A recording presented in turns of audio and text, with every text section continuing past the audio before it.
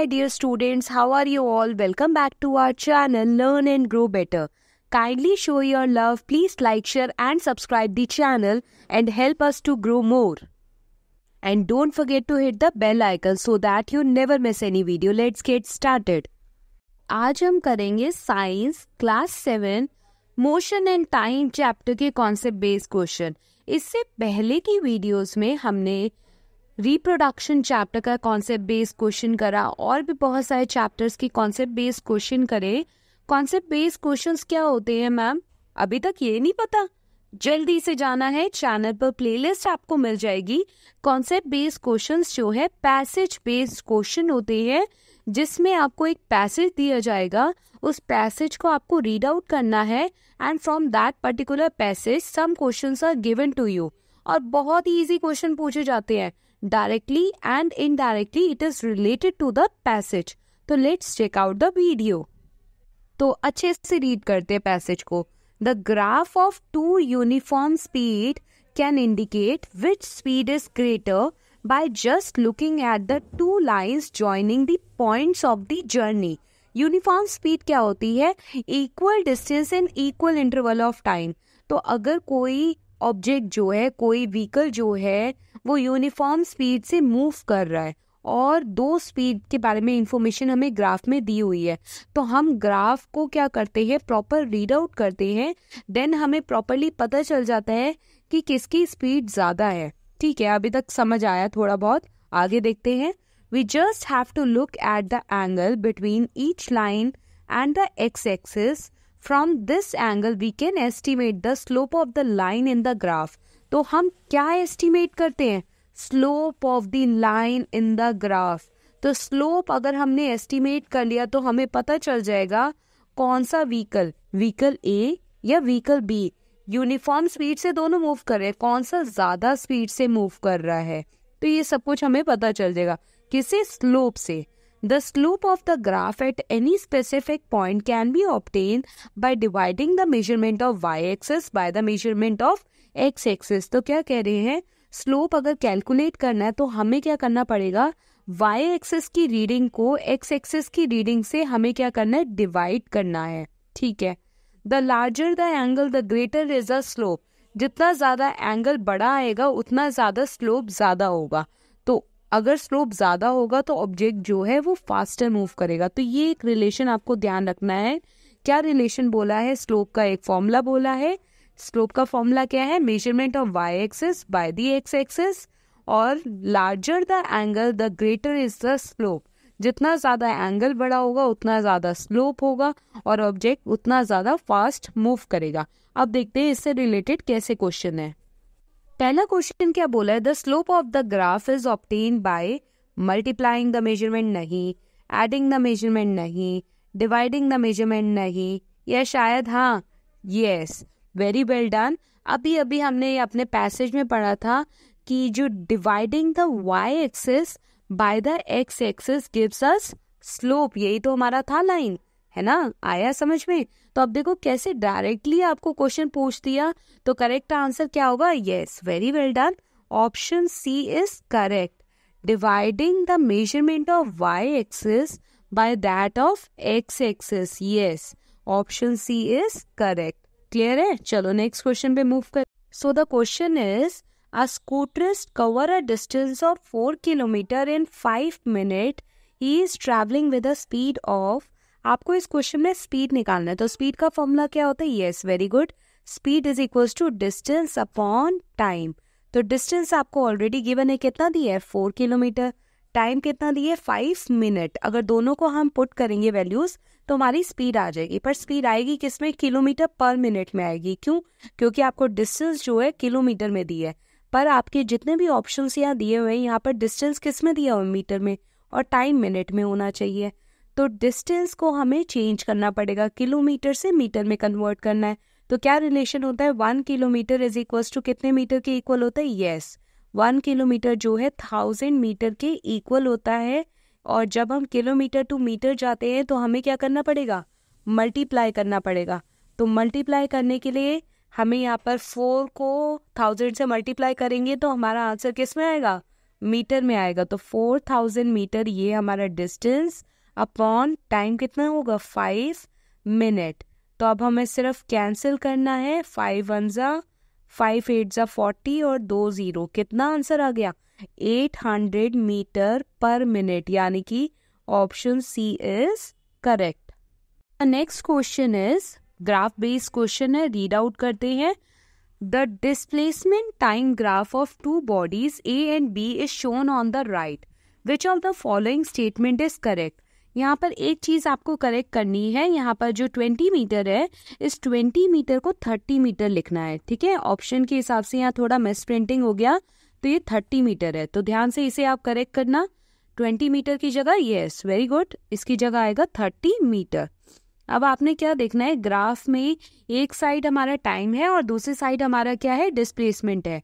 Time जो है x axis पर है और डिस्प्लेसमेंट वाई एक्सिस पर है। तो अब बोला है which of the following statement is correct, इसमें से कौन सी स्टेटमेंट करेक्ट है। पहली स्टेटमेंट क्या बोली है, A is moving faster than B, A जो है बी से फास्टर मूव कर रहा है। अब ये बेसिकली कैसे पता चलेगा, हमें स्लोप से पता चलेगा, Y axis divide by X axis करो या तो तब करें हम, या हमें एंगल से पता चलेगा।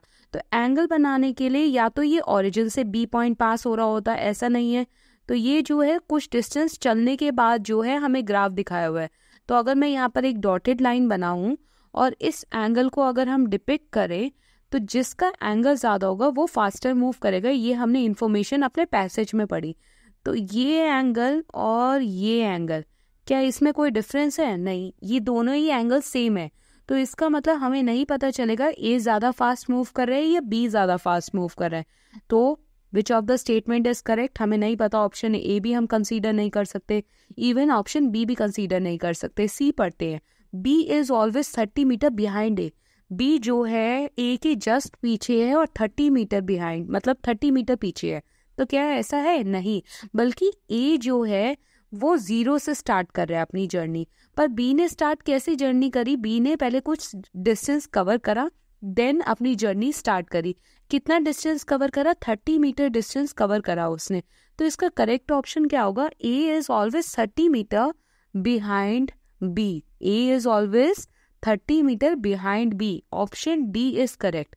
एक बार दोबारा एनालाइज करो इस ग्राफ को, मैं आपको दोबारा से समझाती हूँ। अब ग्राफ को एनालाइज करो, अब ध्यान से देखो, यहाँ पर आपको दो ऑब्जेक्ट के ग्राफ दिए हुए हैं और दोनों ही यूनिफॉर्म स्पीड है, क्योंकि यहाँ पर स्ट्रेट लाइन ऑब्जर्व हो रही है आपको। अब अगर ए ग्राफ की बात करें तो वो कहाँ से पास कर रहा है, ओ पॉइंट से, यानी कि ओरिजिन से पास कर रहा है फ्रॉम 0 मीटर से। और बी जो है वो 30 मीटर का डिस्टेंस कवर करता है, उसके बाद मूव कर रहा है, ठीक है, ये आपने यहाँ पर देखा। तो बी जो है 30 मीटर का डिस्टेंस कवर करता है और उसके बाद जो है यूनिफॉर्म स्पीड से मूव करता है। तो आपको बी का ग्राफ भी समझ में आया और ए का ग्राफ भी समझ में आया। अब दोनों के ग्राफ में डिफरेंस आपको पता चल गया, A is starting from 0 and B is starting from 30 metre. B जो है ए से 30 मीटर आगे है। अब यहाँ पर फोकस करो, अब क्वेश्चन में जो हमें वो स्लोप से रिलेटेड बात बताई थी, स्लोप का मीनिंग क्या होता है, या तो एंगल से हम इजीली बता पाए कि विच वन इज फास्टर। यहाँ पर ये एंगल दिए है हमें एक्स एक्सिस के साथ, दिस इज थीटा, थीटा यानी कि एंगल, और ये रही हमारी एक्स एक्सिस, ऐसे ड्रॉ कर लेंगे हम डॉटेड लाइन से, और ये हो गया हमारा दूसरा थीटा। क्या लगता है आपको दोनों थीटा अलग अलग है, नहीं, दोनों थीटा यानी कि दोनों एंगल जो है सेम है। तो हम नहीं बता सकते कि ए ऑब्जेक्ट फास्टर है या बी ऑब्जेक्ट फास्टर है, नहीं हमें पता चलेगा, क्योंकि दोनों ऑब्जेक्ट के एंगल थीटा जो है वो सेम है। तो अब यहाँ पर बात आती है कि जो हमारी जो स्टेटमेंट डी थी, यानी कि बी जो है ए से 30 मीटर आगे है, वो करेक्ट स्टेटमेंट है। अब स्टेटमेंट को एक बार दोबारा रीड आउट कर लो, फिर आपको समझ में आ जाएगा। देखो जरा statement, A is always 30 metre behind B, A जो है 30 मीटर पीछे है किसके, बी के। और उससे ऊपर वाली इक्वेशन जो है थोड़ी कंफ्यूज कर रही है कि B is always 30 metre behind है, ऐसा नहीं है, बी आगे है ए पीछे है, तो बिहाइंड मतलब पीछे, तो A is always 30 metre behind B. Clear हुआ? चलो अब नेक्स्ट क्वेश्चन में मूव करते हैं, ऑप्शन डी पर। अब ऑप्शन डी क्वेश्चन क्या कह रहा है, from the given graph which object A और बी हैज ग्रेटर स्पीड, किसकी स्पीड ज्यादा है। तो ये तो आप बहुत इजीली कर सकते हो, कैसे, यहाँ पर आप एंगल से मेजर कर लो, डायरेक्ट एंगल से आपको पता चल जाएगा।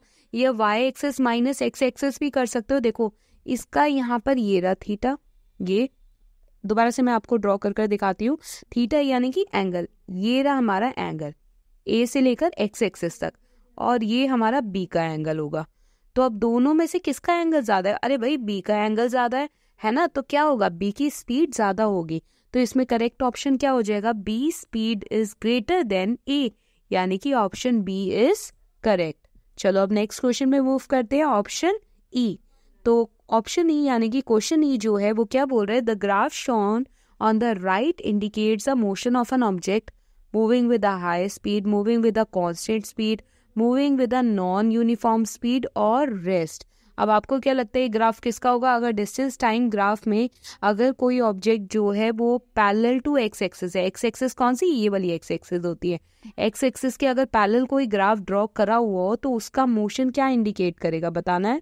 Yes, very well done. Answer क्या होगा, option number D, at rest. तो जब किसी ग्राफ में आपका एक्स एक्सिस के पैरेलल अगर आपको ड्रॉ करा हुआ है तो इसका मतलब क्या होता है, ऑब्जेक्ट जो है रेस्ट पर है। टाइम तो कंटिन्यूसली जो है वो बढ़ रहा है, पर डिस्टेंस जो है कांस्टेंट है, distance through out the journey same है। तो ये हमारा कब होता है, जब ऑब्जेक्ट रेस्ट पर हो।